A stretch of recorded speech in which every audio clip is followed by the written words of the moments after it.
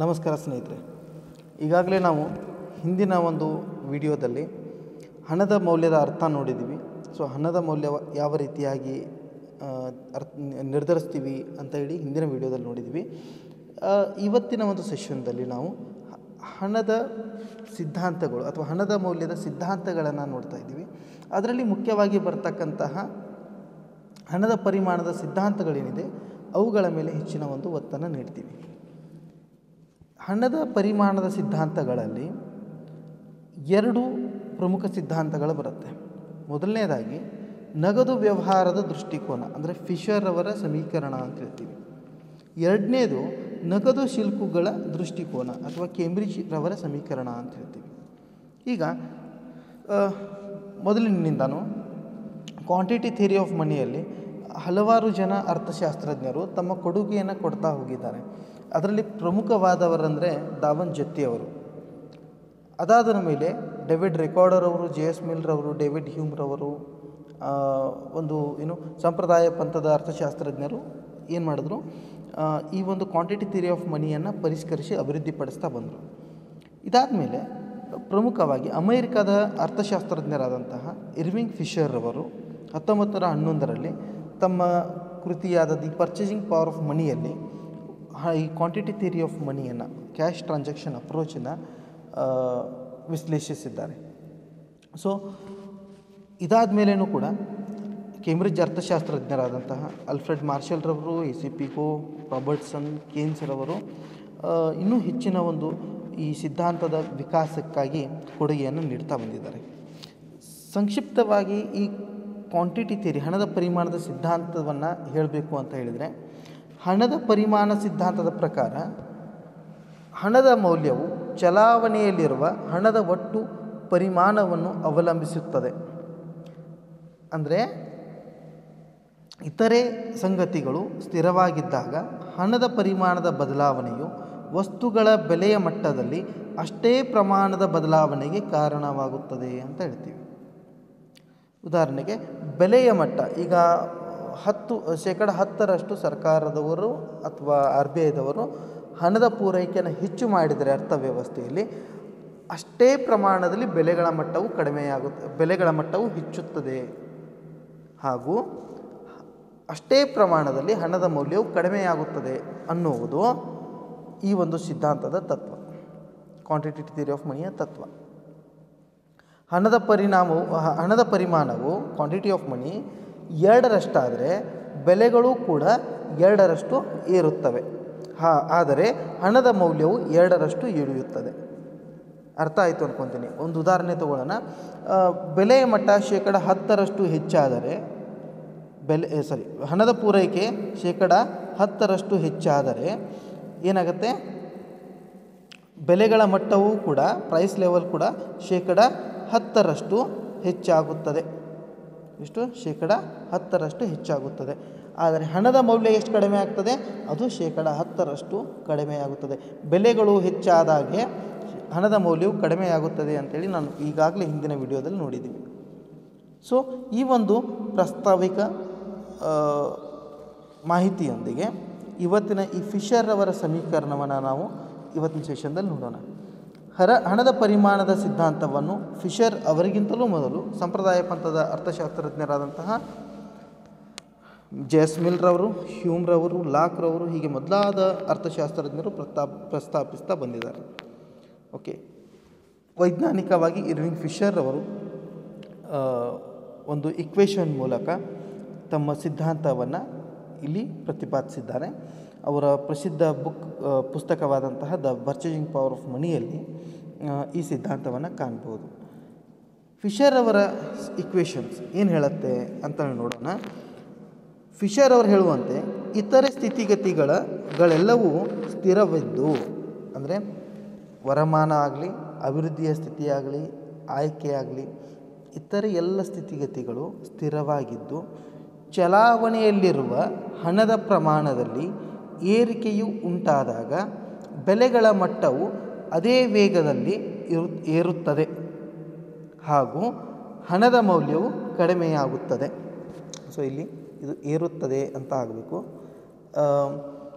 ಇತರೆ ಸ್ಥಿತಿಗಳು ನೋಡ್ರಿ, ಚಲಾವಣೆಯಲ್ಲಿರೋ ಇತರೆ ಸ್ಥಿತಿಗತಿಗಳು ಸ್ಥಿರವಾಗಿದ್ದಾಗ ಏನು ಹಣದ ಪೂರೈಕೆ ಏನಿರುತ್ತೋ ಅರ್ಥವ್ಯವಸ್ಥೆಯಲ್ಲಿ, ಆ ಹಣದ ಪೂರೈಕೆಯ ಪ್ರಮಾಣದಲ್ಲಿ ಏರಿಕೆಯುಂಟಾದರೆ ಬೆಲೆಗಳ ಮಟ್ಟವೂ ಕೂಡ ಏನಾಗುತ್ತೆ, ಅದೇ ವೇಗದಲ್ಲಿ, ಎಷ್ಟು ಪ್ರಮಾಣದಲ್ಲಿ ಹಣದ ಪೂರೈಕೆ ಹೆಚ್ಚಾಗಿರುತ್ತೋ ಅಷ್ಟೇ ಪ್ರಮಾಣದಲ್ಲಿ ಅದೇ ವೇಗದಲ್ಲಿ ಹಣದ ಬೆಲೆಗಳ ಮಟ್ಟವೂ ಕೂಡ ಹೆಚ್ಚಾಗುತ್ತದೆ ಹಾಗೂ ಹಣದ ಮೌಲ್ಯವು ಕಡಿಮೆಯಾಗುತ್ತದೆ. ಬೆಲೆಗಳ ಮಟ್ಟ ಹೆಚ್ಚಾದಾಗ ಹಣದ ಮೌಲ್ಯವು ಕಡಿಮೆಯಾಗುತ್ತದೆ. ಸಿಂಪಲ್ಲಾಗಿ ಹೇಳಬೇಕು ಅಂತ ಹೇಳಿದರೆ, ಹಣದ ಪೂರೈಕೆ ಹೆಚ್ಚಾದಾಗ ಹಣದ ಮೌಲ್ಯವು ಕಡಿಮೆಯಾಗುತ್ತದೆ. ಆದ್ದರಿಂದ ಫಿಶರ್ ಅವರ ಅಭಿಪ್ರಾಯದಲ್ಲಿ ಹಣವು ಕೊಂಡುಕೊಳ್ಳುವ ಪ್ರಮುಖ ಮಾಧ್ಯಮವಾಗಿದ್ದು ಅದು ಎಲ್ಲ ಸರಕುಗಳ ಮೌಲ್ಯಕ್ಕೆ ಸಮವಾಗಿರುತ್ತದೆ ಅಂತ ಹೇಳ್ತಾರೆ ಅವರು. ಸೊ ಸರಕು ಸೇವೆಗಳನ್ನು ಕೊಂಡುಕೊಳ್ಳುವ ಸಾಮರ್ಥ್ಯವನ್ನು ಹಣ ಹೊಂದಿದೆ. ಅದು ಒಂದು ಸರಕು ಸೇವೆಗಳನ್ನ ಕೊಳ್ಳತಕ್ಕಂತಹ ಮಾಧ್ಯಮವಾಗಿದೆ. ಏನೆಲ್ಲ ಸರಕು ಸೇವೆಗಳು ಉತ್ಪಾದನೆ ಆಗಿರುತ್ತೋ ಅದರ ಮೌಲ್ಯಕ್ಕೆ ಹಣದ ಪೂರೈಕೆಯು ಸಮವಾಗಿರುತ್ತದೆ ಅನ್ನೋದು ಫಿಶರ್ ಅವರ ಒಂದು ಈಕ್ವೇಷನ್, ಸಮೀಕರಣ ಹೇಳುತ್ತೆ, ಅವ್ರ ನಿಯಮ ಹೇಳುತ್ತೆ. ಈಗ ಫಿಶರ್ ಅವ್ರು ಏನು ಹೇಳ್ತಾರೆ ಅಂತ ಹೇಳಿದರೆ, ಹಣದ ಪೂರೈಕೆ ಹೆಚ್ಚಾದಾಗ ಬೆಲೆಗಳ ಮಟ್ಟ ಹೆಚ್ಚಾಗುತ್ತೆ. ಸೊ ಹಣದ ಪೂರೈಕೆ ಮತ್ತು ಬೆಲೆಗಳ ಮಟ್ಟದ ನಡುವೆ ನೇರ ಸಂಬಂಧ ಇದೆ, ಪ್ರತ್ಯಕ್ಷ ಸಂಬಂಧ ಇದೆ. ಅದೇ ಯಾವಾಗ ಹಣದ ಪೂರೈಕೆ ಹೆಚ್ಚಾಗುತ್ತೋ ಬೆಲೆಗಳ ಮಟ್ಟ ಹೆಚ್ಚಾಗುತ್ತೋ ಹಣದ ಮೌಲ್ಯ ಕಡಿಮೆ ಆಗುತ್ತೆ.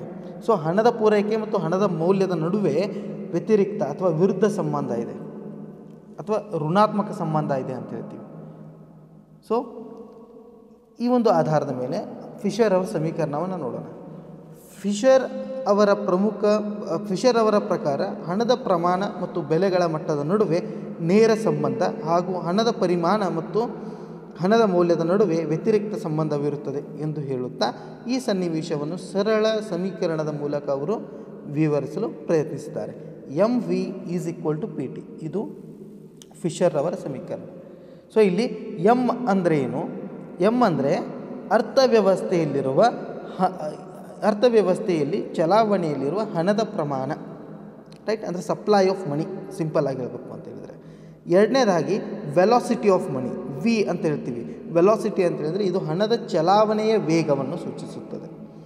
ಮೂರನೇದಾಗಿ ಪಿ ಅಂತ ಹೇಳಿದರೆ ಇದು ಬೆಲೆಯ ಮಟ್ಟವನ್ನು ಸೂಚಿಸುತ್ತೆ.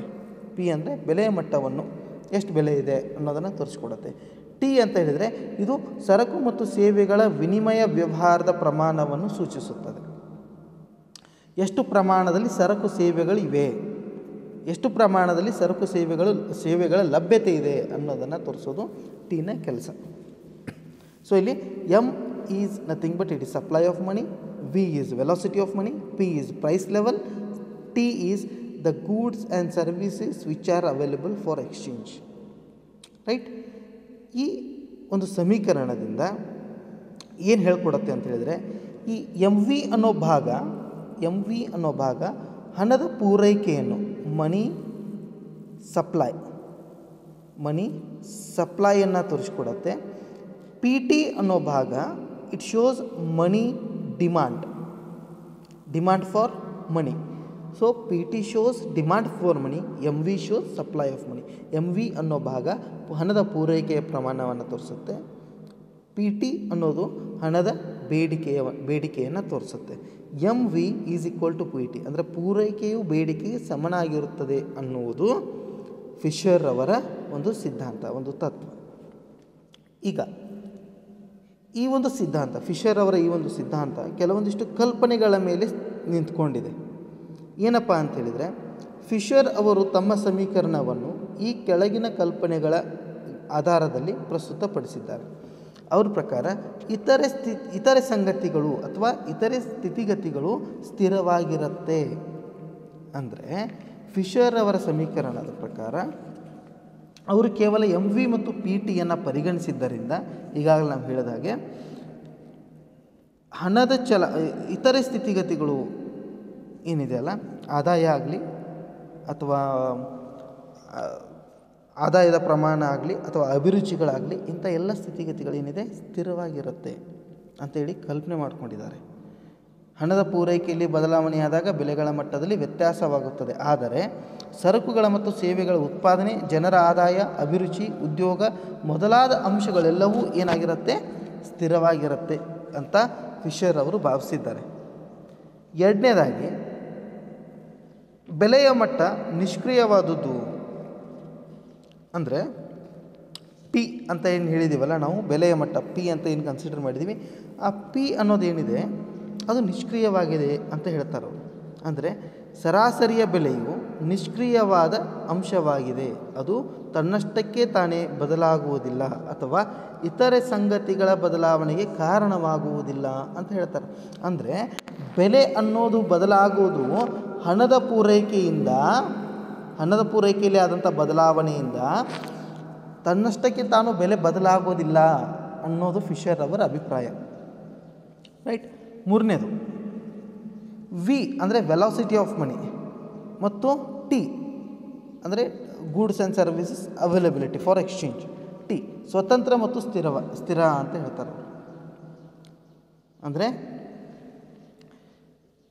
ಚಲಾವಣೆಯ ಹಣದ ವೇಗ ಮತ್ತು ಸರಕುಗಳು ಮತ್ತು ಸೇವೆಗಳ ಗಾತ್ರ ಸ್ವತಂತ್ರ ಅಂಶಗಳು ಅಂತ ಅವರು ಕರೀತಾರೆ. ವಿ ಮತ್ತು ಟಿ ಸ್ವತಂತ್ರ ಅಂಶಗಳಾಗಿರುತ್ತವೆ. ಅಂದರೆ ಹಣದ ಪರಿಮಾಣದ ಬದಲಾವಣೆ ಅಥವಾ ಬೆಲೆಗಳ ಮಟ್ಟದ ಬದಲಾವಣೆಯಿಂದ ಅವು ಪ್ರಭಾವಿತಗೊಳ್ಳುವುದಿಲ್ಲ. ವಿ ಅಂದರೆ ಹಣದ ಚಲಾವಣೆಯ ವೇಗವು ಮಾರುವ ಮತ್ತು ಕೊಳ್ಳುವ ಸರಕುಗಳ ಪ್ರಮಾಣ, ವ್ಯಾಪಾರದ ದರ, ಜನರ ಪದ್ಧತಿಗಳು ಹಾಗೂ ಅಭಿರುಚಿಗಳು, ಜನರು ತಮ್ಮ ಬಳಿ ಇರಿಸಿಕೊಳ್ಳಬೇಕೆಂದು ಬಯಸುವ ಹಣದ ಮೊತ್ತ ಮೊದಲಾದ ಸಂಗತಿಗಳನ್ನು ಅವಲಂಬಿಸಿರುತ್ತದೆ. ಆದರೆ ಅವು ಹಣದ ಮೌಲ್ಯದ ಬದಲಾವಣೆಯೊಡನೆ ವ್ಯತ್ಯಾಸಗೊಳ್ಳುವುದಿಲ್ಲ ಅಂತ ಹೇಳ್ತೀವಿ. ಅದೇ ರೀತಿಯಾಗಿ ಟಿ ಅಂದರೆ ಸರಕು ಮತ್ತು ಸೇವೆಗಳ ಗಾತ್ರವು ನೈಸರ್ಗಿಕ ಸಂಪನ್ಮೂಲಗಳ ಗಾತ್ರ, ತಂತ್ರಜ್ಞಾನದ ಮಟ್ಟ, ಜನಸಂಖ್ಯೆಯ ಪ್ರಮಾಣ, ಬಂಡವಾಳ ಲಭ್ಯತೆ, ಉತ್ಪಾದನಾ ವೆಚ್ಚಗಳು, ಹೀಗೆ ಅನೇಕ ಸಂಗತಿಗಳನ್ನು ಆಧರಿಸಿರುತ್ತೆ. ಇವು ಅಂದರೆ ವಿ ಮತ್ತು ಟಿ ಇವು ಹಣದ ಪರಿಮಾಣದ ಏರಿಳಿತದೊಂದಿಗೆ ಬದಲಾಗುವುದಿಲ್ಲ. ಆದ್ದರಿಂದ ವಿ ಮತ್ತು ಟಿ ಸ್ಥಿರವಾಗಿರುತ್ತೆ ಅಂತ ಹೇಳಿ ಫಿಶರ್ ಅವರು ಭಾವಿಸಿದ್ದಾರೆ. ರೈಟ್. ಈಗ ಎಮ್ ಮತ್ತು ಎಮ್ ಡ್ಯಾಶ್ ಸ್ಥಿರವಾಗಿರುತ್ತೆ. ಎಮ್ ಅಂತ ಹೇಳಿದರೆ ಹಣದ ಪೂರೈಕೆ, ಒಟ್ಟು ಮಾರುಕಟ್ಟೆಯಲ್ಲಿರ್ತಕ್ಕಂಥ quantity of money. M dash ಅಂತ ಹೇಳಿದರೆ ಬ್ಯಾಂಕಿನ ಹಣ, ಬ್ಯಾಂಕ್ ಹಣ ಅಂತ ಕರಿತೀವಿ. ಇವುಗಳು ಕೂಡ ಸ್ಥಿರವಾಗಿರುತ್ತೆ ಅಂತ ಹೇಳಿ ಕಲ್ಪನೆ ಮಾಡ್ಕೊಂಡಿದ್ದಾರೆ. ಇದಾದಮೇಲೆ ಫಿಶರ್ ಅವರು ದೀರ್ಘಾವಧಿಯನ್ನು ಗಣನೆಗೆ ತೆಗೆದುಕೊಂಡಿದ್ದಾರೆ. ಅವರು ಅಲ್ಪಾವಧಿಯನ್ನು ಗಣನೆಗೆ ತಗೊಂಡಿಲ್ಲ. ಅಲ್ಪಾವಧಿಯಲ್ಲಿ ಹಣದ ಪೂರೈಕೆಯ ಬದಲಾವಣೆಯೊಡನೆ ಬೆಲೆಗಳು ಸ್ವಲ್ಪ ಪ್ರಮಾಣದಲ್ಲಿ ಮಾತ್ರ ಬದಲಾಗಬಹುದು. ಆದರೆ ದೀರ್ಘಾವಧಿಯಲ್ಲಿ ಹಣದ ಪೂರೈಕೆಯ ಬದಲಾವಣೆಯ ಪ್ರಮಾಣದಲ್ಲಿಯೇ ಬೆಲೆಗಳು ಬದಲಾಗುತ್ತೆ ಅನ್ನೋ ಒಂದು ಕಲ್ಪನೆಯನ್ನು ಮಾಡ್ಕೊಂಡಿದ್ದಾರೆ. ಅದಾದಮೇಲೆ ಇನ್ನೊಂದು ಕಲ್ಪನೆ ಅಂತ ಹೇಳಿದರೆ ಪೂರ್ಣೋದ್ಯೋಗ ಅಸ್ತಿತ್ವದಲ್ಲಿರುತ್ತೆ ಅನ್ನೋದು ಆರನೇ ಒಂದು ಕಲ್ಪನೆಯಾಗಿದೆ. ಏಳನೇ ಕಲ್ಪನೆ ಪ್ರಮಾಣಾನುಗುಣ ಸಂಬಂಧವಿರುತ್ತೆ ಅಂಥೇಳಿ. ರೈಟ್. ಇವಿಷ್ಟು ಒಂದು ಕಲ್ಪನೆಗಳ ಆಧಾರದ ಮೇಲೆ ಪ್ರಮಾಣಾನುಗುಣ ಸಂಬಂಧ ಅಂತ ಹೇಳಿದರೆ ಕ್ವಾಂಟಿಟೇಟಿವ್ ರಿಲೇಷನ್ಶಿಪ್ ಇರುತ್ತೆ. ಎಷ್ಟು ಪ್ರಮಾಣದಲ್ಲಿ ಹಣದ ಪೂರೈಕೆ ಆಗುತ್ತೆ ಮತ್ತು ಅಷ್ಟೇ ಪ್ರಮಾಣದಲ್ಲಿ ಹಣದ ಬೇಡಿಕೆ ಇರುತ್ತೆ, ಹಣಕ್ಕೆ ಬೇಡಿಕೆ ಇರುತ್ತೆ ಅನ್ನೋ ಒಂದು ಪ್ರಮಾಣಾನುಗುಣ ಸಂಬಂಧವನ್ನು ಈ ಒಂದು ಇಕ್ವೇಷನ್ ತೋರಿಸುತ್ತೆ ಅಂತ. ಈ ಕಲ್ಪನೆಗಳ ಆಧಾರದಲ್ಲಿ ಫಿಶರ್ ಅವರ ಸಮೀಕರಣವು ಈ ಕೆಳಗಿನ ಸರಳ ನಿರ್ಣಯಕ್ಕೆ ದಾರಿ ಮಾಡಿಕೊಡುತ್ತೆ ಅಂತ ಹೇಳ್ತೀವಿ. ಪಿ ಪ್ರೈಸ್ ಅನ್ನುವುದು ಎಮ್ ಅಂದರೆ ಮನಿ ಸಪ್ಲೈ, ವಿ ಅಂದರೆ ವೆಲಾಸಿಟಿ ಆಫ್ ಮನಿ ಮತ್ತು ಟಿ ಅಂದರೆ transaction of money, transaction of goods and services ಇಂದ ನಿರ್ಧರಿಸಲ್ಪಡುತ್ತೆ. ಅಂದರೆ ಬೆಲೆ ಅನ್ನೋದು ಪಿ ಅನ್ನೋದು ಎಮ್ ವಿ ಟಿ ಅಂದರೆ supply of money, velocity of money ಮತ್ತು ಟ್ರಾನ್ಸಾಕ್ಷನ್ ಆಫ್ ಮನಿ, ಈ ಮೂರು ಫ್ಯಾಕ್ಟರ್ಸ್ನಿಂದ ನಿರ್ಧಾರ ಆಗತ್ತೆ ಅನ್ನೋದು ಒಂದು ನಿರ್ಣಯಕ್ಕೆ ಬರ್ಬೋದು ನಾವು. ಎರಡನೇದು ವೆಲಾಸಿಟಿ ಆಫ್ ಮನಿ ಮತ್ತು transaction of goods and services ಏನಿದೆಯಲ್ಲ, exchange of goods and services, ಇದನ್ನು ನಾವು ದೀರ್ಘಾವಧಿಯಲ್ಲಿ ನಿರ್ಲಕ್ಷಿಸ್ಬೋದು. ಯಾಕಂದರೆ ಅವು ಸ್ಥಿರವಾಗಿರೋದ್ರಿಂದ ಅಷ್ಟೊಂದು ಮಹತ್ತರವಾದಂಥ ಪರಿಣಾಮವನ್ನು ಬೀರೋದಿಲ್ಲ ಅನ್ನೋ ದೃಷ್ಟಿಯಿಂದ. ಪಿ ಅಂದರೆ ಬೆಲೆಯ ಮಟ್ಟ ನಿಷ್ಕ್ರಿಯ ಅಂಶವಾಗಿರುವುದರಿಂದ ಅದು ತನ್ನಷ್ಟಕ್ಕೆ ತಾನೇ ಬದಲಾಗುವುದಿಲ್ಲ. ಪಿ ಬದಲಾಗಬೇಕು ಅಂತ ಹೇಳಿದ್ರೆ ಈ ಫ್ಯಾಕ್ಟರ್ಸ್ ಇದೆಯಲ್ಲ MVT ಅದರಲ್ಲಿ ಬದಲಾವಣೆ ಆದಾಗ ಪಿಯಲ್ಲಿ ಬದಲಾವಣೆ ಆಗುತ್ತೆ ಅಂತೇಳಿ. ಅಂದರೆ ಮುಖ್ಯವಾಗಿ ಹಣದ ಪೂರೈಕೆಯಲ್ಲಿ ಆದಂಥ ಬದಲಾವಣೆಯಿಂದ ಪಿದಲ್ಲಿ ಬದಲಾವಣೆ ಆಗುತ್ತೆ ಅನ್ನೋದು ಒಂದು ಅಂಶ.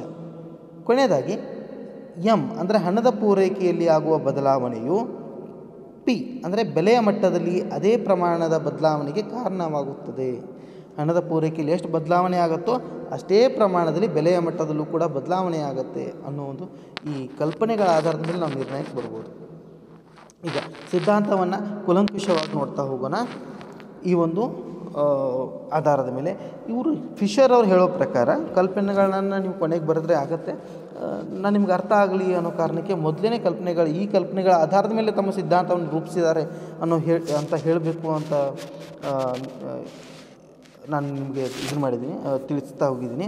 ಈಗ ಹಣದ ಪೂರೈಕೆ ಫಿಶರ್ ಅವ್ರು ಹೇಳಿದಂಗೆ MV = PT ಅಂದರೆ supply of money = demand for money ಅಂತ ಹೇಳಿ. ಅದಕ್ಕೆ ಈಗ ಹಣದ ಪೂರೈಕೆಯ ಬಗ್ಗೆ ನೋಡೋಣ. MV ಏನು ಒಳಗೊಂಡಿದೆ ಅಂತ ಹೇಳಿ. ಹಣದ ಪೂರೈಕೆಯು ಮುಖ್ಯವಾಗಿ 2 ಚಲನಾಂಶಗಳನ್ನು ಒಳಗೊಂಡಿದೆ. ಅವುಗಳೆಂದರೆ ನಗದು ಹಣದ ಪ್ರಮಾಣ M ಅಂತ ಹೇಳ್ತೀವಿ. ನಗದು ಹಣದ ಪ್ರಮಾಣ ಟೋಟಲ್ ಕ್ವಾಂಟಿಟಿ ಆಫ್ ಮನಿ. ಎರಡನೇದು ಚಲಾವಣೆಯ ವೇಗ. ಇಲ್ಲಿ ಹಣದ ಪ್ರಮಾಣ ಎಂದರೆ ಸಪ್ಲೈ ಆಫ್ ಮನಿ ಅಥವಾ ಕ್ವಾಂಟಿಟಿ ಆಫ್ ಮನಿ ಅಂತ ಹೇಳಿದ್ರೆ ಚಲಾವಣೆಯಲ್ಲಿರುವ ಅರ್ಥವ್ಯವಸ್ಥೆಯಲ್ಲಿ ಚಲಾವಣೆಯಲ್ಲಿರುವ ಹಣದ ಒಟ್ಟು ಮೊತ್ತವಾಗಿರುತ್ತದೆ. ಇದರಲ್ಲಿ ಬ್ಯಾಂಕುಗಳಲ್ಲಿನ ಮೀಸಲು ನಿಧಿ ಮತ್ತು ಖಜಾನೆಯಲ್ಲಿರುವ ಹಣವನ್ನು ಹೊರತುಪಡಿಸಿ ಉಳಿದ ಹಣ ಎಂದರೆ ನೋಟುಗಳು, ನಾಣ್ಯಗಳು ಮತ್ತು ಬ್ಯಾಂಕಿನ ಠೇವಣಿಗಳನ್ನು ಒಳಗೊಂಡಿರುತ್ತದೆ. ಅಂದರೆ ಈಗ ಒಂದು ಅರ್ಥವ್ಯವಸ್ಥೆ ಇದೆ. ಆ ಅರ್ಥವ್ಯವಸ್ಥೆಯಲ್ಲಿ ಏನೆಲ್ಲ ನಗದು ಹಣ ಚಲಾವಣೆಯಲ್ಲಿರುತ್ತದೆಯೋ ಅದನ್ನು ನಾವು ಕ್ವಾಂಟಿಟಿ ಆಫ್ ಮನಿ ಅಂತ ಕರಿತೀವಿ. ಆದರೆ ಅದು ಏನನ್ನು ಒಳಗೊಂಡಿಲ್ಲ ಅಂತ ಹೇಳಿದರೆ ಬ್ಯಾಂಕುಗಳ ಬಳಿ ಇರುವ ಮೀಸಲು ನಿಧಿ, ರಿಸರ್ವ್ ಫಂಡ್ ಅಂತ ಏನು ಹೇಳ್ತೀವಿ. The reserve fund available with the banks and in treasuries are not considered as supply of money. Other than those things, currency notes, coins and bank deposits are considered to be the quantity of money in the economy, which is called as supply of money. ಅದನ್ನೇ ನಾವು ಹಣದ ಪೂರೈಕೆ ಅಂತ ಕರಿತೀವಿ. ಅಂದರೆ ನೋಟುಗಳು, ನಾಣ್ಯಗಳು, ಬ್ಯಾಂಕಿನಲ್ಲಿರುವ ಠೇವಣಿಗಳನ್ನು ಒಳಗೊಂಡಂತೆ ಅರ್ಥವ್ಯವಸ್ಥೆಯಲ್ಲಿ ಚಲಾವಣೆಯಲ್ಲಿರ್ತಕ್ಕಂಥ ಎಲ್ಲ ಹಣವನ್ನು ನಾವು ಹಣದ ಪೂರೈಕೆ ಅಂತ ಕರಿತೀವಿ. ಫಿಶರ್ ಅವರು ಹೇಳುವಂತೆ ಒಟ್ಟು ಹಣದ ಪೂರೈಕೆಯನ್ನು ತಿಳಿಯಬೇಕೆಂದರೆ ಈಗ RBIದವರು ಅಥವಾ ಸರ್ಕಾರದವರು ಒಂದು 100 ರೂಪಾಯಿನ ಅರ್ಥವ್ಯವಸ್ಥೆಯ ಮಾರುಕಟ್ಟೆಯಲ್ಲಿ ಬಿಟ್ಟಿದ್ದಾರೆ, ಅರ್ಥವ್ಯವಸ್ಥೆಯಲ್ಲಿ ಚಲಾವಣೆಯಲ್ಲಿದೆ ಅಂತ ಇಟ್ಕೊಡ್ರಿ. ಆ 100 ರೂಪಾಯಿ ಒಂದು ನಿರ್ದಿಷ್ಟ ಸಮಯದಲ್ಲಿ 10 ಜನರ ಬಳಿ ಹೋಗುತ್ತೆ. ವೇಗ ಅಂತ ಹೇಳ್ತೀವಿ. ಅಂದರೆ ಚಲಾವಣೆಯ ವೇಗವನ್ನು ಹೆಂಗೆ ಪರಿಗಣಿಸ್ತೀವಿ ನಾವು? ಇಲ್ಲಿ ಹಣದ ಚಲಾವಣೆಯ ವೇಗ ಅಂತ ಹೇಳಿದಾಗ ಒಂದು ನಿರ್ದಿಷ್ಟ ಅವಧಿಯಲ್ಲಿ ಹಣ ಎಷ್ಟು ಬಾರಿ ಚಲಾವಣೆಗೆ ಒಳಪಟ್ಟಿದೆ ಅಥವಾ ಬಳಕೆಯಾಗಿದೆ ಅಂತ ಅರ್ಥ. ಈಗ M ಅಂತ ಹೇಳಿದರೆ 100 ರೂಪಾಯಿ ಹಣದ ಪೂರೈಕೆ ಆಗಿದೆ ಅಂತ ಇಟ್ಕೊಳ್ಳಿ, M. ಆಮೇಲೆ ಇದು 10 ಜನರ ಬಳಿ ಹೋಗಿ ಇದು ಕಾರ್ಯವನ್ನು ನಿರ್ವಹಿಸಿದೆ. ಸೊ ವೆಲಾಸಿಟಿ ಎಷ್ಟಾಯ್ತು? ಈಗ ವೆಲಾಸಿಟಿ = 10. ವೆಲಾಸಿಟಿ ಎಷ್ಟಾಯಿತು? 10 ಆಯಿತು. ಅಂದರೆ 100 ರೂಪಾಯಿ ಒಂದು ನಿರ್ದಿಷ್ಟ ಅವಧಿಯಲ್ಲಿ 10 ಬಾರಿ ವ್ಯವಹಾರಕ್ಕೆ ಒಳಗಾಗಿದೆ ಅಂತ ಹೇಳಿದಾಗ ಈ 100 ರೂಪಾಯಿ ಎಷ್ಟು ರೂಪಾಯಿದು ಕೆಲಸ ಮಾಡ್ತೀಗ? 100 ರೂಪಾಯಿ 1000 ರೂಪಾಯಿ ಕೆಲಸ ಮಾಡ್ತೀಗ, ರೈಟ್? ಇನ್ನೊಂದು ಸರಳವಾದಂಥ ಉದಾಹರಣೆಯನ್ನು ತಗೊಳ್ಳೋಣ. ಉದಾಹರಣೆ, 10 ರೂಪಾಯಿಯ ನೋಟನ್ನು ದಿನವೊಂದರಲ್ಲಿ 10 ಸಲ ವಿನಿಮಯಕ್ಕೆ ಒಳಪಟ್ಟಾಗ ಆಗ ಅದರ ಚಲಾವಣೆಯ ವೇಗ 10 ಆಗಿರುತ್ತೆ. ಚಲಾವಣೆಯ ವೇಗ ಎಷ್ಟಿದೆ? 10 ಆಗಿದೆ. ಯಾಕಂದರೆ ಅದು 10 ಸಲ ವಿನಿಮಯಕ್ಕೆ, 10 ಜನರ ಬಳಿ ಹೋಗಿದೆ, 10 ಸಲ ವಿನಿಮಯಕ್ಕೆ ಒಳಗಾಗಿದೆ. ಹೀಗಾಗಿ ಅದರ ವೇಗ V ಎಷ್ಟಿದೆ? 10 ಇದೆ. ಆದ್ದರಿಂದ ಒಟ್ಟು ಹಣದ ಪೂರೈಕೆ ರೂಪಾಯಿ 100 ಅಂತ ಪರಿಗಣಿಸ್ತೀವಿ. ಹೇಗೆ ನೋಡಿರಿ, 10 ರೂಪಾಯಿ 10 ಸಾರಿ ಅಂತ ಹೇಳಿದರೆ 10 × 10 100. ಸೊ ಅದು 100 ರೂಪಾಯಿದಷ್ಟು ಕೆಲಸ ಮಾಡ್ತಾ ಇದೆ ಅರ್ಥವ್ಯವಸ್ಥೆಯಲ್ಲಿ. ಅದಕ್ಕೆ ನಾವೇನು ಹೇಳ್ತೀವಿ, ಅದು 100 ರೂಪಾಯಿದಷ್ಟು ಹಣದ ಪೂರೈಕೆಯನ್ನು ಹುಟ್ಟಿಸಿದೆ ಅಂತ ಹೇಳ್ತೀವಿ. ಹೀಗೆ ಫಿಶರ್ ಅವರ ಪ್ರಕಾರ ಹಣದ ಪೂರೈಕೆ ಒಟ್ಟು ಪೂರೈಕೆಯನ್ನು ಹಣದ ಪ್ರಮಾಣ ಮತ್ತು ಅದರ ಚಲಾವಣೆಯ ವೇಗದಿಂದ ಗುಣಿಸುವುದರ ಮೂಲಕ ತಿಳಿಯುತ್ತದೆ ಅಂತ ಹೇಳ್ತೀವಿ. ಸೊ ಎಮ್ ಇಂಟು ವಿ ಮಾಡಿದಾಗ ಎಮ್ಮನ್ನು ಹಣದ ಪೂರೈಕೆಯನ್ನು ಅದರ ವೇಗದೊಂದಿಗೆ ಗುಣಾಕಾರ ಮಾಡಿದಾಗ ನಮಗೆ ಹಣದ ಪೂರೈಕೆ ಎಷ್ಟಿದೆ ಅಂತ ಗೊತ್ತಾಗುತ್ತೆ. ಸೊ ಇದು ಪೂರೈಕೆಯ ಭಾಗ. ಸೊ ಪೂರೈಕೆ ಅಂತ ಹೇಳಿದರೆ ಎಮ್ ವಿ ಅಂತ ಹೇಳ್ತೀವಿ. M V is equal to nothing but supply of money in the economy, quantity of money in the economy into the velocity of that money, ಅದರ ವೇಗ. ಇದನ್ನು ಮಾಡಿದಾಗ V get supply of money. ನಾವು let us go to demand for money, ಹಣದ ಬೇಡಿಕೆ. P T ಭಾಗ M V is equal to P T ಅಂತ ಏನು ಬರುತ್ತೋ the right hand part it is P T is called as demand for money. P ಅಂದರೆ ಏನು? ಬೆಲೆಯ ಮಟ್ಟ ಅನ್ನೋದು ನಮಗೆ ಚೆನ್ನಾಗಿ ಗೊತ್ತು. ನಾವು ಫಿಶರ್ ಅವರು ನಂಬಿದ್ದೇನು ಅಂದರೆ ಜನರು ಹಣವನ್ನು ಸರಕು ಮತ್ತು ಸೇವೆಗಳನ್ನು ಕೊಳ್ಳಲು ಹಣಕ್ಕೆ ಬೇಡಿಕೆಯನ್ನು ಸೃಷ್ಟಿಸುತ್ತಾರೆ ಅಂತ. ಜನ ಹಣವನ್ನು ಯಾಕೆ ಬಯಸ್ತಾರೆ ಅಂತ ಹೇಳಿದರೆ ಸರಕು ಮತ್ತು ಸೇವೆಗಳನ್ನು ಕೊಂಡ್ಕೋಬೇಕು ಅಂತ ಹೇಳಿ, ಬೇರೆ ಉದ್ದೇಶಕ್ಕೆ ಯಾವುದೂ ಇಲ್ಲ. ಯಾವುದಕ್ಕೆ? ಸರಕು ಸೇವೆಗಳನ್ನು ಕೊಂಡ್ಕೋಬೇಕು ಅಂತೇಳಿ ಜನರು ಹಣವನ್ನು ಬಯಸ್ತಾರೆ ಅನ್ನೋದು ಫಿಶರ್ರವರ ಅಭಿಪ್ರಾಯ. ಅವ್ರು ನಂಬಿದ್ದಾರೆ ಆ ಥರ. ಅಂದರೆ ಸರಕು ಮತ್ತು ಸೇವೆಗಳ ಮೌಲ್ಯವೇ ಹಣದ ಬೇಡಿಕೆಯಾಗಿದೆ. ಏನು ಸರಕು ಸೇವೆಗಳ ಮೌಲ್ಯ ಇರುತ್ತೋ, ಉತ್ಪಾದನೆ ಆದಂಥ ಸರಕು ಸೇವೆಗಳ ಮೌಲ್ಯ, ಅದೇ ಮೌಲ್ಯವನ್ನು ಹಣದ ಬೇಡಿಕೆ ಅಂತೇಳಿ ಅವರು ಪರಿಗಣಿಸಿದ್ದಾರೆ. ಹಾಗೂ ವ್ಯವಹಾರಕ್ಕೆ ಒಳಪಟ್ಟ ಸರಕುಗಳ ಮತ್ತು ಸೇವೆಗಳ ಗಾತ್ರವನ್ನು ಸರಾಸರಿ ಬೆಲೆಯ ಮಟ್ಟದೊಂದಿಗೆ ಗುಣಿಸಿದಾಗ, ಸರಾಸರಿ ಬೆಲೆಯೊಂದಿಗೆ ಗುಣಿಸಿದಾಗ ಸರಕುಗಳ ಮತ್ತು ಸೇವೆಗಳ ಒಟ್ಟು ಮೌಲ್ಯ ದೊರೆಯುತ್ತದೆ. ಸಿಂಪಲಾಗಿ ಹೇಳಬೇಕು ಅಂತ ಹೇಳಿದರೆ ಬೆಲೆಯ ಮಟ್ಟ, ಸರಾಸರಿ ಬೆಲೆಯ ಮಟ್ಟ ಇಂಟು ಸರಕು ಸೇವೆಗಳು, ರೈಟ್? ಇದನ್ನು ಗುಣಿಸಿದಾಗ ಏನು ಸಿಗತ್ತೆ ನಮಗೆ? ಬೇಡಿಕೆ, ಹಣದ ಬೇಡಿಕೆ ಸಿಗುತ್ತೆ. ಎಷ್ಟು ಪ್ರಮಾಣದ ಸರಕು ಸೇವೆಗಳು ಉತ್ಪಾದನೆ ಆಗಿದೆ, ಆ ಸರಕು ಸೇವೆಗಳ ಬೆಲೆಗಳೇನಿದೆ ಅವುಗಳಿಗೆ ಗುಣಾಕಾರ ಮಾಡಿದಾಗ ನಮಗೆ ಸರಕು ಸೇವೆಗಳ ಮೌಲ್ಯ ಸಿಗುತ್ತೆ. ಆ ಮೌಲ್ಯ ಎಷ್ಟಿರುತ್ತೋ ಅಷ್ಟು ಬೇಡಿಕೆ, ಅಷ್ಟು ಹಣಕ್ಕೆ ಬೇಡಿಕೆ ಜನ ಅಥವಾ ಅನುಭೋಗಿಗಳು ಮಾರುಕಟ್ಟೆಯಲ್ಲಿ ಇಡ್ತಾರೆ. So demand for money depends on the availability or the availability of goods and services and the price level of the commodity. So ಇಲ್ಲಿ ಬೆಲೆಯ ಮಟ್ಟ ಮತ್ತು ಸರಕು ಸೇವೆಗಳ ಲಭ್ಯತೆ, ಗಾತ್ರ, ಏನು ಅವೈಲೇಬಲ್ ಕ್ವಾಂಟಿಟಿ ಏನಿದೆ ಗೂಡ್ಸ್ ಆ್ಯಂಡ್ ಸರ್ವಿಸಸ್ದು, ಅದಕ್ಕೆ ಗುಣಾಕಾರ ಮಾಡಿದಾಗ ನಮಗೇನು ಸಿಗುತ್ತೆ? ಡಿಮ್ಯಾಂಡ್ ಫಾರ್ ಮನಿ.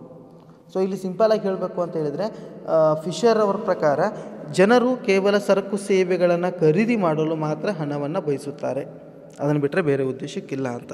ಎರಡನೇದಾಗಿ ಬೆಲೆಯ ಮಟ್ಟ ಏನಿದೆ ಅದನ್ನು ಸರಕು ಸೇವೆಗಳ ಒಟ್ಟು ವ್ಯವಹಾರಕ್ಕೆ ಒಳಪಟ್ಟ ಸರಕು ಮತ್ತು ಸೇವೆಗಳ ಗಾತ್ರ ಅಂದರೆ ಟಿ ದೊಂದಿಗೆ ಗುಣಿಸಿದಾಗ ಏನು ಸಿಗತ್ತೆ ನಮಗೆ? ಡಿಮ್ಯಾಂಡ್ ಫಾರ್ ಮನಿ ಸಿಗುತ್ತೆ. So demand for money is equal to supply of money ಅಂತ ಹೇಳ್ತಾರೆ ಅವರು.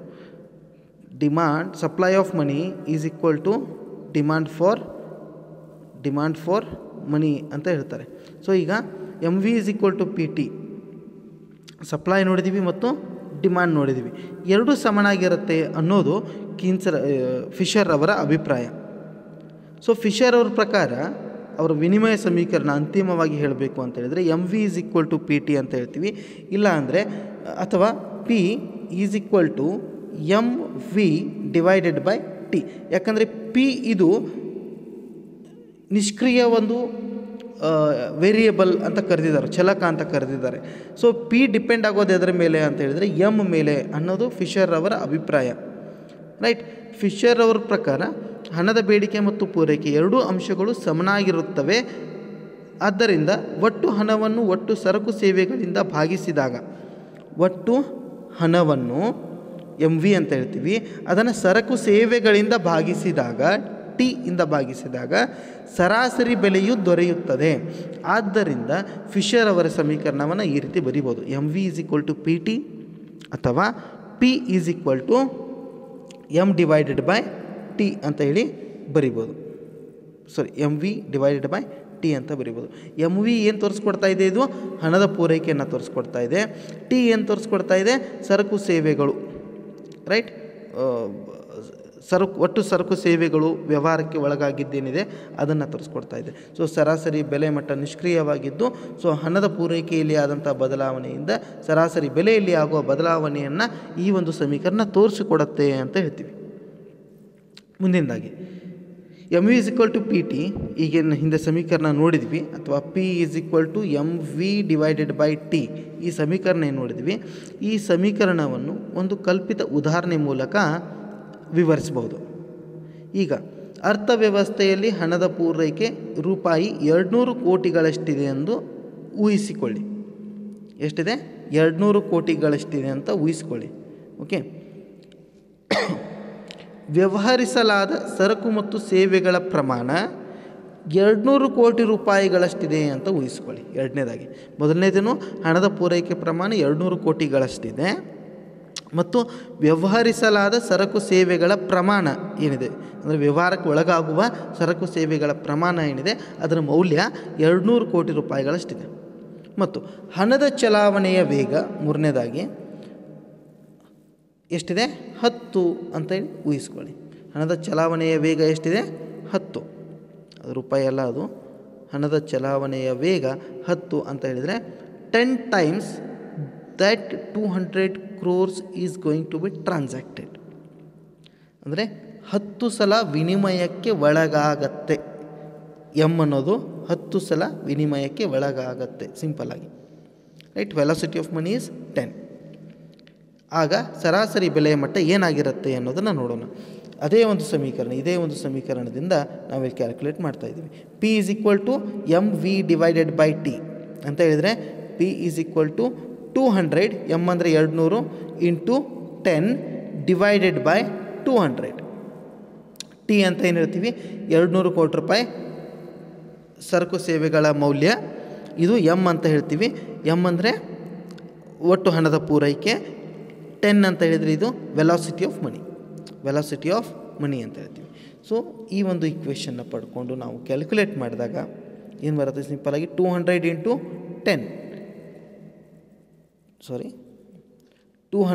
10 ಮಾಡಿದಾಗ 2000 ಬರುತ್ತೆ. 2000 ಡಿವೈಡೆಡ್ ಬೈ 200 ಮಾಡಿದಾಗ 10 ಬರುತ್ತೆ. ಸೊ ಸರಾಸರಿ ಬೆಲೆಯ ಮಟ್ಟ ಎಷ್ಟಿದೆ? 10 ಇದೆ. ಈಗ ಸ್ವಲ್ಪ ಉದಾಹರಣೆಯನ್ನು ಮುಂದುವರಿಸ್ತಾ ಹೋಗೋಣ. ಹೀಗೆ ಈಗ ಹಣದ ಪೂರೈಕೆಯಲ್ಲಿ ಹೆಚ್ಚಳವಾದರೆ ಬೆಲೆಯ ಮಟ್ಟದಲ್ಲಿ ಯಾವ ರೀತಿಯ ಬದಲಾವಣೆಯಾಗುತ್ತದೆ ಎಂಬುದನ್ನು ಇನ್ನೊಂದು ಉದಾಹರಣೆ ಮೂಲಕ ನೋಡೋಣ. ಅಂದರೆ ಈಗ ಹಿಂದೆ ಎಕ್ಸಾಂಪಲ್ದಲ್ಲಿ ಏನು ತೊಗೊಂಡಿದ್ದೀವಿ? ಹಣದ ಪೂರೈಕೆಯ ಮಟ್ಟ 200 ಇದೆ ಅಂತ ತೊಗೊಂಡಿದ್ವಿ. ಈಗ ಮತ್ತು ಒಂದು 100 ಕೋಟಿಗಳಷ್ಟು ಹಣದ ಪೂರೈಕೆ ಮಟ್ಟ ಹೆಚ್ಚಾಗಿದೆ ಅಂತ ಇಟ್ಕೊಳ್ಳಿ. 200 ಇದ್ದಿದ್ದು 300 ಕೋಟಿ 300 ಕೋಟಿ ಆಗಿದೆ ಅಂತ ಇಟ್ಕೊಳ್ಳಿ. ಅಂದರೆ ಹಣದ ಪೂರೈಕೆ ರೂಪಾಯಿ 300 ಕೋಟಿ ಹಾಗೂ ವಿನಿಮಯಕ್ಕೆ ಒಳಗಾದ ವಿತರಿಸಲಾದ ಸರಕು ಮತ್ತು ಸೇವೆಗಳ ಪ್ರಮಾಣ ಮೊದಲಿನಷ್ಟೇ, ಅಂದರೆ ರೂಪಾಯಿ 200 ಕೋಟಿ ಅಂತ ಇಟ್ಕೊಳ್ಳೋಣ. ಟಿದ ಮೌಲ್ಯ ಎಷ್ಟಿದೆ? 200 ಇದೆ. ಎಮ್ 100 ಯೂನಿಟ್ 100 ಕೋಟಿಯಷ್ಟು ಹೆಚ್ಚಾಗಿದೆ. ಆದ್ದರಿಂದ 300 ಕೋಟಿಗಳಷ್ಟು ಎಮ್ ಆಗಿದೆ, ಅಂದರೆ ಸಪ್ಲೈ ಆಫ್ ಮನಿ ಆಗಿದೆ. ವೆಲಾಸಿಟಿ ಸ್ಥಿರವಾಗಿದೆ ಅಂತ ಇಟ್ಕೊಳ್ಳೋಣ. ಎಷ್ಟು? 10. ವೆಲಾಸಿಟಿ 10, ಮೊದಲು 10 ಇತ್ತು, ಈಗೂ 10 ಇದೆ ಅಂತ ಇಟ್ಕೊಳ್ಳೋಣ. ಈ ಒಂದು ಕಲ್ಪನೆ, ಈ ಒಂದು ಊಹೆಯ ಆಧಾರದ ಮೇಲೆ ಯಾವ ರೀತಿಯಾಗಿ ಬೆಲೆ ಮಟ್ಟದಲ್ಲಿ ಆದಂಥ ಬದಲಾವಣೆಯನ್ನು ನಾವು ನೋಡ್ತೀವಿ. So simple formula MV/T. So 300, ಅಲ್ಲಿ 200 ಇದ್ದಿದ್ದು ಈಗ ಹಣದ ಪೂರೈಕೆ ಹೆಚ್ಚಾದ ಕಾರಣದಿಂದ ಏನಾಗಿದೆ? 300 ಇಂಟು 10 ಡಿವೈಡೆಡ್ ಬೈ 200. ರೈಟ್. ಹೆಂಗೆ ಬರಿತೀವಿ ಅದನ್ನೇ? 300 ಇಂಟು 10 ಡಿವೈಡೆಡ್ ಬೈ 200 ಈ ಥರ ಬರಿತೀವಿ. ಸೊ ಇದು ಮಾಡಿದಾಗ ಏನಾಗುತ್ತೆ? ಇಲ್ಲಿ 300 ಇಂಟು 10 3000 ಡಿವೈಡೆಡ್ ಬೈ 200 ಎಷ್ಟು ಬರುತ್ತೆ? 15. ಏನು ತೋರಿಸ್ಕೊಡ್ತಾ ಇದೆ ಇದು? ಹಣದ ಪೂರೈಕೆ ಎಷ್ಟು ಹೆಚ್ಚಾಗಿದೆಯೋ, ಹಣದ ಪೂರೈಕೆ ಹೆಚ್ಚಾದ ಕಾರಣದಿಂದ ಬೆಲೆಯ ಮಟ್ಟದಲ್ಲೂ ಕೂಡ ನಾವು ಹೆಚ್ಚಳವನ್ನು ನೋಡ್ತಾ ಇದ್ದೀವಿ. ಹೀಗೆ ಒಂದು ವೇಳೆ ಬೆಲೆಯ ಮಟ್ಟ ಹೆಚ್ಚಳವಾದರೆ ಹಣದ ಮೌಲ್ಯವು ಏನಾಗ್ತಾ ಇದೆ ಅಂತ ಹೇಳ್ಬೋದು? ಕಡಿಮೆ ಆಗ್ತಾ ಇದೆ ಅಂತ ಹೇಳ್ಬೋದು. ರೈಟ್. ಇದು ಫಿಶರ್ ಅವರ ಸಮೀಕರಣ. ಸಿಂಪಲಾಗಿ ಹೇಳಬೇಕು ಅಂತ ಹೇಳಿದರೆ, ಎಮ್ ಸಪ್ಲೈ ಆಫ್ ಮನಿ ಹೆಚ್ಚಾದರೆ ಪ್ರೈಸ್ ಲೆವೆಲ್ ಕೂಡ, ಸರಾಸರಿ ಬೆಲೆಯ ಮಟ್ಟ ಕೂಡ ಹೆಚ್ಚಾಗತ್ತೆ. ಆವಾಗ ಹಣದ ಮೌಲ್ಯ ಕಡಿಮೆ ಆಗತ್ತೆ. ರೈಟ್. ಇದು ಫಿಶರ್ ಅವರ ಒಂದು ಸಮೀಕರಣ. ಈ ಸಮೀಕರಣವನ್ನು ಫಿಶರ್ ಅವರು ಏನು ಮಾಡಿದ್ರು, ಇನ್ನೂ ಮುಂದುವರಿಸ್ತಾ ಹೋಗಿ ಫಿಶರ್ ಅವರು ಇದರಲ್ಲಿ ಬ್ಯಾಂಕ್ ಹಣ ಸೇರಿರಲಿಲ್ಲ. ಈ ಒಂದು ಸಮೀಕರಣದಲ್ಲಿ ಬ್ಯಾಂಕ್ ಹಣವನ್ನು ಅವರು ಸೇರಿಸಿರಲಿಲ್ಲ. ಆ ಕಾರಣಕ್ಕೆ ಏನು ಮಾಡಿದ್ರು, ಫಿಶರ್ ಅವರು ಬ್ಯಾಂಕ್ ಹಣವನ್ನು ಸೇರಿಸಿ ಮತ್ತೊಂದು ಸಮೀಕರಣವನ್ನು ಸೂಚಿಸಿದರು. ಆ ಸಮೀಕರಣವನ್ನು ನೋಡೋದು ಸಿಂಪಲ್ ಆಗಿ. ಆ ಸಮೀಕರಣ ಹೀಗಿದೆ: M V E plus M dash V dash is equal to P T. M V is equal to M dash V dash is equal to P T ಅಂತ ಹೇಳಿ. ಅಂದರೆ ಇಲ್ಲಿ ಎಮ್ ಅಂತ ಹೇಳಿದರೆ ಎಮ್ ವಿ ಅಂದರೆ ಏನಂತ ಗೊತ್ತು ನಮಗೆ, ಪಿ ಟಿ ಅಂದರೆ ಏನು ಗೊತ್ತು, ಹಿಂದಿನ ಒಂದು ಸಮೀಕರಣದಲ್ಲಿ ನೋಡಿದ್ದೀವಿ. ಎಮ್ ಅಂದರೆ ಹಣದ ಪ್ರಮಾಣ ಅಥವಾ ಹಣದ ಪೂರೈಕೆ ಪ್ರಮಾಣ, ಕ್ವಾಂಟಿಟಿ ಆಫ್ ಮನಿ ಅಂತ ಹೇಳ್ತೀವಿ. ವಿ ಅಂತೇಳಿದರೆ ಆ ಹಣದ ಪೂರೈಕೆ ಏನಿದೆಯೋ ಅದರ ವೆಲಾಸಿಟಿ ಎಷ್ಟಿದೆ ಅಂಥೇಳಿ. ಈ ಹಣವು ಬ್ಯಾಂಕ್ ಹಣವನ್ನು ಒಳಗೊಂಡಿಲ್ಲ. ಇದು ಕೇವಲ ಅರ್ಥವ್ಯವಸ್ಥೆಯಲ್ಲಿರ್ತಕ್ಕಂಥ ನಗದು ಹಣ, ನಾಣ್ಯಗಳು ಮತ್ತು ಬ್ಯಾಂಕುಗಳ ಬಳಿ ಇರುವ ಡಿಪಾಸಿಟ್ಗಳನ್ನು ಮಾತ್ರ ಒಳಗೊಂಡಿದೆ. ಇಲ್ಲೂ ಬ್ಯಾಂಕ್ ಹಣ ಅಂತ ಹೇಳಿದಾಗ ಬ್ಯಾಂಕ್ ಕೊಡ್ತಕ್ಕಂಥ ಸಾಲದ ಹಣ ಆಗಿರ್ಬೋದು, ರೈಟ್. ಈಗ ಎಮ್ ಡ್ಯಾಶ್ ವಿ ಡ್ಯಾಶ್ ಅಂತ ಹೇಳಿದರೆ ಬ್ಯಾಂಕ್ ಹಣ ಅಂತ ಹೇಳ್ತೀವಿ. ಇದನ್ನು ಬ್ಯಾಂಕ್ ಕ್ರೆಡಿಟ್ ಅಂತ ಹೇಳ್ತೀವಿ. ಅಂದರೆ ಬ್ಯಾಂಕಿನಿಂದ ಏನು ಹಣ ಹೋಗುತ್ತೋ, ಒಟ್ಟು ಬ್ಯಾಂಕ್ ಠೇವಣಿಗಳೇನಿದೆಯೋ ಅದು ಏನಂತ ಕರಿತೀವಿ, ಬ್ಯಾಂಕ್ ಹಣ ಅಂತ ಕರಿತೀವಿ. ಮತ್ತು ಈ ಬ್ಯಾಂಕ್ ಠೇವಣಿಗಳೇನಿದೆ, ಈ ಠೇವಣಿಗಳ ಚಲಾವಣೆಯ ವೇಗ, ಬ್ಯಾಂಕ್ ಹಣ ಏನಿದೆ ಇದರ ಚಲಾವಣೆಯ ವೇಗ ವಿ ಡ್ಯಾಶ್ ಅಂತ ಹೇಳ್ತೀವಿ, is equal to P T. P T ಅಂತ ಹೇಳಿದರೆ that is demand for money, price level ಮತ್ತು goods and services which are available for exchange, right. ಈ ಸಮೀಕರಣವನ್ನು ಈ ರೀತಿಯಾಗಿ ಬರೆದಿದ್ದಾರೆ. ಸೊ ಬ್ಯಾಂಕ್ ಹಣವನ್ನು ಸೇರಿಸಿ ಈ ಸಮೀಕರಣವನ್ನು ನಾವು ಸ್ವಲ್ಪ ವಿಭಿನ್ನವಾಗಿ ಬರಿಬೋದು. ಉದಾಹರಣೆಗೆ M V P is equal to M V plus M dash V dash, bank ಹಣ ಮತ್ತು ಬ್ಯಾಂಕ್ ಹಣದ ವೇಗ ಅದು ಎಮ್ ಡ್ಯಾಶ್ ವಿ ಡ್ಯಾಶ್ ಅಂತ ಹೇಳಿದರೆ ಡಿವೈಡೆಡ್ ಬೈ ಟಿ. ಹೀಗೆ ಬರ್ಕೋಬೋದು. ಅದೇ ಒಂದು ಉದಾಹರಣೆಯ ಮೂಲಕ ನಾವಿಲ್ಲಿ ಈ ಒಂದು ಸಮೀಕರಣವನ್ನು ವಿಶ್ಲೇಷಿಸ್ತಾ ಇದ್ದೀವಿ. ನಗದು ಹಣದ ಪ್ರಮಾಣವು 400 ಕೋಟಿ ರೂಪಾಯಿ ಅಂತ ಊಹಿಸ್ಕೊಳ್ಳೋಣ. ಅದರ ಚಲಾವಣೆಯ ವೇಗ 5 ಅಂತ ಹೇಳಿ ಊಹಿಸ್ಕೊಳ್ಳೋಣ, ರೈಟ್. ಎಮ್ ಎಷ್ಟಿದೆ, 400 crores ಇದೆ. ಚಲಾವಣೆಯ ವೇಗ ಎಷ್ಟಿದೆ, ಅದರದ್ದು 5 times ಇದೆ. 5 times ಅಂತ ಹೇಳಿದರೆ 4 × 400 × 5 ಅಂದರೆ 2000 ಕೋಟಿದಷ್ಟು ಚಲಾವಣೆಯ ವೇಗವನ್ನು ಹೊಂದಿದೆ ಅಂತ. ಬ್ಯಾಂಕುಗಳು ನೀಡುವ ಸಾಲದ ಹಣ, ಬ್ಯಾಂಕ್ಗಳು ಏನು ಸಾಲ ನೀಡ್ತಾವೋ ಎಮ್ ಡ್ಯಾಶ್, ಸಾಲದ ಹಣ ಏನಿದೆ ಎಮ್ ಡ್ಯಾಶ್ ಅಂತ ಏನು ಹೇಳ್ತಾ ಇದ್ದೀವಿ. ಸೊ ಈ ಎಮ್ ಡ್ಯಾಶ್ ಎಷ್ಟಿದೆ, 200 ಕೋಟಿ ಎಷ್ಟಿದೆ ಅಂತ ಊಹಿಸ್ಕೊಳ್ಳೋಣ. ಅದರ ಜೊತೆಗೆ ಆ ಬ್ಯಾಂಕಿನ ಸಾಲದ ಹಣ ಏನಿದೆಯೋ ಅದರ ವೇಗ, ಅದರ ಒಂದು ವೇಗ ಎಷ್ಟಿದೆ, ವಿ ಡ್ಯಾಶ್ 2 ಇದೆ ಅಂತ ಊಹಿಸ್ಕೊಳ್ಳೋಣ. ಹಾಗೂ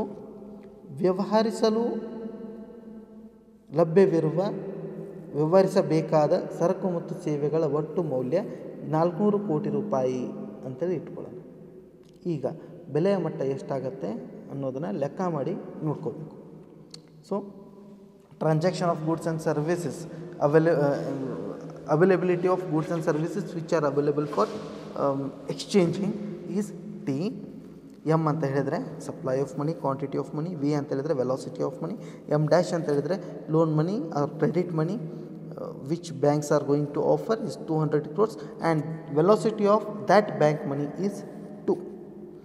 Taking this example, we calculate the price level.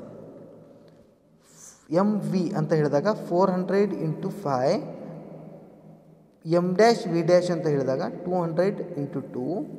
ಇವೆರಡನ್ನೂ ಮಾಡಿ 400ರಿಂದ ಭಾಗ ಮಾಡಿದಾಗ ವಾಟ್ ವಿ ಗೆಟ್ ಇಸ್ 6. ಯಾಕಂದರೆ 400 × 5 ಮಾಡಿದಾಗ 2000 ಬರುತ್ತೆ, ಪ್ಲಸ್ 200 × 2 ಮಾಡಿದಾಗ 400 ಬರುತ್ತೆ, ಡಿವೈಡೆಡ್ ಬೈ 400. ಭಾಗಿಲೆ ಮಾಡಿ 400 ಮಾಡಿದ್ದೀವಿ ಅಂತ ಹೇಳಿದರೆ 2400 divided by 400 is equal to 6. So what is this 6?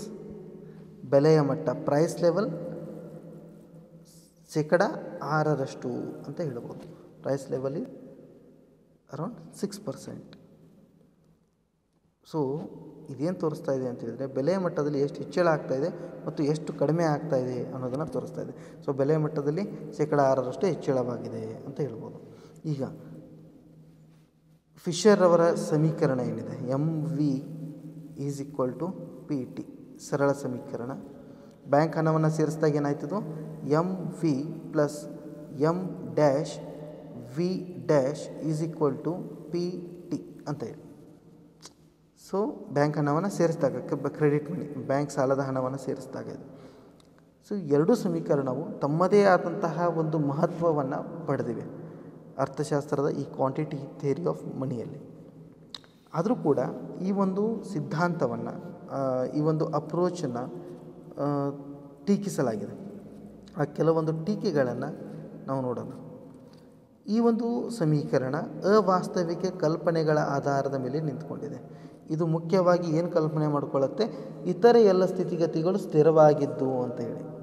So ಅದು ಅವಾಸ್ತವಿಕ ಕಲ್ಪನೆ. ಎಲ್ಲ ಸ್ಥಿತಿಗತಿಗಳು, ಜನರ ಆದಾಯ, ಅಭಿರುಚಿಗಳು ಅಥವಾ ಉದ್ಯೋಗದ ಸ್ಥಿತಿಗತಿ, ಜನಸಂಖ್ಯಾ ಬೆಳವಣಿಗೆ ಇವೆಲ್ಲವೂ ಸ್ಥಿರವಾಗಿರಲು ಸಾಧ್ಯವಿಲ್ಲ. ಆದ್ದರಿಂದ ಈ ಒಂದು ಸಿದ್ಧಾಂತ ಅವಾಸ್ತವಿಕ ಕಲ್ಪನೆಯ ಮೇಲೆ ನಿಂತ್ಕೊಂಡಿದೆ ಅಂತ ಹೇಳ್ತೀವಿ ಹೇಳಿ ಅನೇಕ ಅರ್ಥಶಾಸ್ತ್ರಜ್ಞರು ಇದನ್ನು ಕ್ರಿಟಿಸೈಸ್ ಮಾಡಿದ್ದಾರೆ, ಟೀಕೆ ಮಾಡಿದ್ದಾರೆ.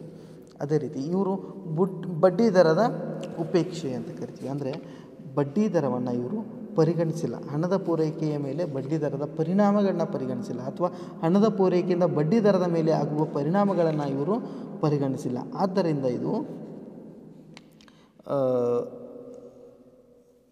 ಈ ಒಂದು ಸಿದ್ಧಾಂತ ಇನ್ನು ಸರಿಯಾದಂತಹ ನಿರ್ಣಯಕ್ಕೆ ಬರೋದಿಲ್ಲ ಅನ್ನೋದು ಕೆಲವರ ಅಭಿಪ್ರಾಯ. ಇನ್ನು ಹಣದ ಕಾರ್ಯದ ಸಂಕುಚಿತ ವ್ಯಾಪ್ತಿ, ಹಣವನ್ನು ಕೇವಲ ಸರಕು ಸೇವೆಗಳನ್ನು ಕೊಳ್ಳಲು ಮಾತ್ರ ನಾವು ಬಳಸುತ್ತೇವೆ ಅಂತ ಹೇಳಿ ಫಿಶರ್ ಅವರು ಹೇಳಿದ್ದಾರೆ. ಬಹಳ ಸಂಕುಚಿತವಾಗಿ ಹಣದ ಒಂದು ಅರ್ಥವನ್ನು ನೀಡಿದ್ದಾರೆ. ಆ ಕಾರಣದಿಂದ ಇದು ಈ ಸಿದ್ಧಾಂತ ಅನ್ವಯ ಆಗುವುದಿಲ್ಲ ಬಹಳಷ್ಟು ಅರ್ಥವ್ಯವಸ್ಥೆಗಳಿಗೆ ಅಂತ ಕೆಲವು ಅರ್ಥಶಾಸ್ತ್ರಜ್ಞರ ಅಭಿಪ್ರಾಯ. ಕೇವಲ ಗಣಿತೀಯ ಸತ್ಯ MV = PT ಅನ್ನೋ ಸಮೀಕರಣವನ್ನು ಬರೆದು ಅದನ್ನು ಸಾಬೀತುಪಡಿಸೋ ಒಂದು ಪ್ರಯತ್ನ ಮಾತ್ರ ಆಗಿದೆ. ಇದು ಸಮಂಜಸವಲ್ಲ ಅನ್ನೋದು, ಇದು ಸರಿಯಲ್ಲ ಅನ್ನೋದು ಕೆಲವು ಅರ್ಥಶಾಸ್ತ್ರಜ್ಞರ ಅಭಿಪ್ರಾಯ. ಇದು ಅರ್ಥವ್ಯವಸ್ಥೆಯಲ್ಲಿ ಹಣದ ಪೂರೈಕೆ ಹೆಚ್ಚಾದಾಗ ಅಥವಾ ಕಡಿಮೆ ಆದಾಗ ಅರ್ಥವ್ಯವಸ್ಥೆಯಲ್ಲಿ ಸಂಭವಿಸುವ ಚಕ್ರೀಯ ಏರಿಳಿತಗಳನ್ನು ನಿರ್ಲಕ್ಷಿಸಿದೆ. ಚಕ್ರೀಯ ಏರಿಳಿತಗಳ ನಿರ್ಲಕ್ಷ್ಯವನ್ನು ಮಾಡಿದೆ ಈ ಒಂದು ಸಿದ್ಧಾಂತ ಅಂತ ಹೇಳ್ತೀವಿ. ಅಂದರೆ ಹಣದ ಪೂರೈಕೆ ಹೆಚ್ಚಾದಾಗ ಇನ್ಫ್ಲೇಷನ್ ಆಗುತ್ತೆ, ಹಣದುಬ್ಬರ ಸಂಭವಿಸುತ್ತೆ ಅಥವಾ ಬೆಲೆ ಮಟ್ಟದಲ್ಲಿ ಹೆಚ್ಚಳ ಆಗ್ತಾ ಹೋಗುತ್ತೆ. ಅದರ ಪರಿಣಾಮ ಏನಾಗುತ್ತೆ, ಅಥವಾ ಹಣದ ಪೂರೈಕೆ ಕಡಿಮೆ ಆದಾಗ ಏನಾಗುತ್ತೆ, ಇನ್ಫ್ಲೇಷನ್ ಡಿಫ್ಲೇಷನ್ಗಳಂತಹ ಕಾನ್ಸೆಪ್ಟ್ಗಳನ್ನು ಇಲ್ಲಿ ಪರಿಗಣನೆಗೆ ತಗೊಂಡಿಲ್ಲ ಅನ್ನೋದು ಇನ್ನೊಂದು ಅದರ ಟೀಕೆ. ಇತರೆ ಅಂಶಗಳ ಅವಗಣನೆ ತಗೊಂಡಿಲ್ಲ. ಇತರೆ ಅಂಶಗಳು ಅಂತ ಹೇಳಿದಾಗ ಈಗಾಗಲೇ ನಾವು ಹೇಳಿದ್ವಿ, ಹಲವಾರು ಅಂಶಗಳು, ಬಡ್ಡಿದರ ಆಗಿರ್ಬೋದು ಅಥವಾ ಜನಸಂಖ್ಯೆ ಆಗಿರ್ಬೋದು, ಉದ್ಯೋಗದ ಮಟ್ಟ ಆಗಿರ್ಬೋದು, ಆರ್ಥಿಕತೆಯಲ್ಲಿರ್ತಕ್ಕಂಥ ಉತ್ಪಾದನೆ ಪ್ರಮಾಣ ಆಗಿರ್ಬೋದು, ಭೌಗೋಳಿಕ ಪರಿಸ್ಥಿತಿಗಳಾಗಿರ್ಬೋದು, ಇವು ಯಾವ ಒಂದು ಅಂಶಗಳನ್ನು ಕೂಡ ಅವರು ಪರಿಗಣನೆಗೆ ತಗೊಂಡಿಲ್ಲ. ಆದ ಕಾರಣದಿಂದ ಫಿಶರ್ ಅವರ ಸಮೀಕರಣ ಟೀಕೆಗೆ ಒಳಗಾಗಿದೆ. ವಿ ಅನ್ನೋದು ಸ್ಥಿರವಾಗಿರೋದಿಲ್ಲ. ವೆಲಾಸಿಟಿ ಅವರ ಸಮೀಕರಣದಲ್ಲಿ ವೆಲಾಸಿಟಿ ಏನಿದೆ ದೀರ್ಘಾವಧಿಯಲ್ಲಿಯೂ ಕೂಡ ಅದು ಹೋದಂಗೆ ಅದನ್ನು ಪರಿಗಣಿಸೋ ಅವಶ್ಯಕತೆಯೇ ಇರೋದಿಲ್ಲ. ಅದು ಸ್ಥಿರವಾಗಿರುತ್ತೆ ಅನ್ನೋ ಒಂದು ನಿರ್ಧಾರಕ್ಕೆ ಬರ್ತೀವಿ ಈ ಒಂದು ಸಮೀಕರಣದಿಂದ. ಆದ್ದರಿಂದ ಅನ್ನೋದು ಯಾವತ್ತೂ ಸ್ಥಿರವಾಗಿರೋದಿಲ್ಲ. ರೈಟ್. ಮುಂದಿನದಾಗಿ ಈ ಸಿದ್ಧಾಂತವು ಒಮ್ಮುಖವಾಗಿದೆ. ಇದು ಹೆಚ್ಚಿಗೆ MV ಅಂತಕ್ಕಂಥ ಕಾನ್ಸೆಪ್ಟ್ ಮೇಲೆ ಹೆಚ್ಚಿನ ಒಂದು ಮಹತ್ವವನ್ನು ನೀಡುತ್ತೆ. ಅಂದರೆ ಸಪ್ಲೈ ಆಫ್ ಮನಿ, ಹಣದ ಪೂರೈಕೆ ಭಾಗಕ್ಕೆ ಹೆಚ್ಚಿನ ಒತ್ತನ್ನು ನೀಡುತ್ತೆ. ಹಣದ ಬೇಡಿಕೆ ಭಾಗ ಅಂದರೆ PT ಭಾಗಕ್ಕೆ ಹೆಚ್ಚಿನ ಮಹತ್ವವನ್ನು ನೀಡೋದಿಲ್ಲ. ಇದು ಕೇವಲ ಸರಕು ಸೇವೆಗಳನ್ನು ಕೊಂಡುಕೊಳ್ಳಲು ಮಾತ್ರ ಹಣಕ್ಕೆ ಬೇಡಿಕೆ ಇರುತ್ತೆ ಅಂತ ಹೇಳಿ ಅಲ್ಲಿಗೆ ಅವರು ಸೀಮಿತ ಆಗಿಬಿಡ್ತಾರೆ. ಆದರೆ ಹಣದ ಪೂರೈಕೆಗೆ ಮಾತ್ರ ಅವರು ಹೆಚ್ಚಿನ ಒಲವನ್ನು ತೋರಿಸ್ತಾರೆ. ಆದ್ದರಿಂದ ಇದು ಒಮ್ಮುಖವಾದಂಥ ಒನ್ ಸೈಡೆಡ್ ಥಿಯರಿ ಅಂತ ಹೇಳ್ತೀವಿ. ಮುಂದಿನದಾಗಿ ಮೌಲ್ಯ ಸಂಗ್ರಹ ಕಾರ್ಯದ ನಿರ್ಲಕ್ಷ್ಯ. ಹಣವನ್ನು ಕೇವಲ ಸರಕು ಸೇವೆಗಳನ್ನು ಖರೀದಿ ಮಾಡೋದಕ್ಕೆ ಮಾತ್ರವಲ್ಲ, ಅದೊಂದು ಮೌಲ್ಯ ಸಂಗ್ರಹದ ಮಾಧ್ಯಮವಾಗಿ ಕೂಡ ಕಾರ್ಯನಿರ್ವಹಿಸುತ್ತೆ. ಅದರ ಬಗ್ಗೆ ಇವರು ಯಾವುದೇ ಪರಿಗಣನೆಗೆ ತೊಗೊಂಡಿಲ್ಲ. ಹೀಗಾಗಿ ಈ ಸಮೀಕರಣ ಸಮಂಜಸವಲ್ಲ ಅನ್ನೋದು ಕೆಲವರ ಅಭಿಪ್ರಾಯ. ಇನ್ನೊಂದು ಮುಖ್ಯವಾಗಿ ಹೇಳಬೇಕು ಅಂತ ಹೇಳಿದರೆ, ಇದೊಂಥರ ಸ್ಥಿರಾತ್ಮಕವಾದಂತಹ ಸಿದ್ಧಾಂತ, ನಿಯಮ ಅಥವಾ ಒಂದು ಸಮೀಕರಣ ಅಂತ ಹೇಳ್ಬೋದು. ಸ್ಥಿರಾತ್ಮಕ ಅಂತ ಹೇಳಿದರೆ mv = pt ಅಂತ ಹೇಳಿಬಿಟ್ಟು ಇದೊಂದು ಸ್ಥಿರತೆಯ ಸಿದ್ಧಾಂತವಾಗಿ ಮಾತ್ರ ಇದನ್ನು ಪರಿಗಣಿಸಲಾಗಿದೆ. ಅದಕ್ಕಿಂತ ಹೆಚ್ಚಿನ ಏನೂ ಈ ಒಂದು ಸಿದ್ಧಾಂತದಲ್ಲಿ ಸಿಗೋದಿಲ್ಲ ಅಂತೇಳಿ ಕೆಲವು ಅರ್ಥಶಾಸ್ತ್ರಜ್ಞರ ಅಭಿಪ್ರಾಯ. ಇವಿಷ್ಟು ಟೀಕೆಗಳ ಆಧಾರದ ಮೇಲೆ ನಾವು ಒಟ್ಟಿನಲ್ಲಿ ಹೇಳಬೇಕು ಅಂತ ಹೇಳಿದರೆ, ಫಿಶರ್ಸ್ ಇಕ್ವೇಷನ್ ಇದನ್ನು ಭಾಳಷ್ಟು ಜನ, many of the economists have criticized Fisher's equation, but still it holds an important place in the quantity theories of money. Quantity theory of money ಏನು ಹಣದ ಪರಿಮಾಣ ಸಿದ್ಧಾಂತಗಳಿದೆ, ಅದರಲ್ಲಿ ಮಹತ್ತರವಾದಂಥ ಒಂದು ಸ್ಥಾನವನ್ನು ಹೊಂದಿದೆ. ಈ ಸಿದ್ಧಾಂತದಲ್ಲಿ ಸ್ವಲ್ಪ ಮಟ್ಟಿಗಾದರೂ ಸತ್ಯಾಂಶವಿದೆ ಮತ್ತು ಈ ಸಂಗತಿಗಳ ಕಾರಣದಿಂದಾಗಿ ಮುಂದೆ ಅನೇಕ ಬದಲಾವಣೆಗಳು ವಿವಿಧ ಸಿದ್ಧಾಂತಗಳಲ್ಲಿ ಆಗ್ತಾ ಹೋಯಿತು. ಸೊ ಆಧುನಿಕ ಸಿದ್ಧಾಂತಗಳಿಗೆ ಒಂದು ಬೆನ್ನೆಲುಬಾಗಿ ನಿಲ್ತಕ್ಕಂಥ ಕೆಲಸ ಕೂಡ ಈ ಒಂದು ಸಮೀಕರಣ ಮಾಡಿತು. ಆದ್ದರಿಂದ ಇದು ಒಂದು ಮಹತ್ತರವಾದಂಥ ಸಿದ್ಧಾಂತ ಅಂತ ಹೇಳ್ತಾ ಇವತ್ತಿನ ಈ ಸೆಷನ್ನ ನಾನು ಕ್ಲೋಸ್ ಮಾಡ್ತಾ ಇದ್ದೀನಿ. ಮುಂದಿನ ಒಂದು ಸೆಷನ್ದಲ್ಲಿ, ವಿಡಿಯೋದಲ್ಲಿ ಕೇಂಬ್ರಿಡ್ಜ್ ಇಕ್ವೇಷನನ್ನು ನೋಡೋಣ.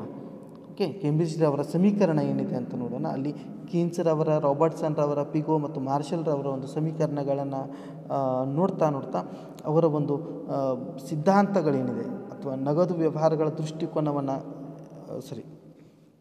ನಗದು ಶುಲ್ಕದ ಒಂದು ಸಿದ್ಧಾಂತವನ್ನು, ಅಪ್ರೋಚನ್ನು, ದೃಷ್ಟಿಕೋನವನ್ನು ನೋಡೋಣ.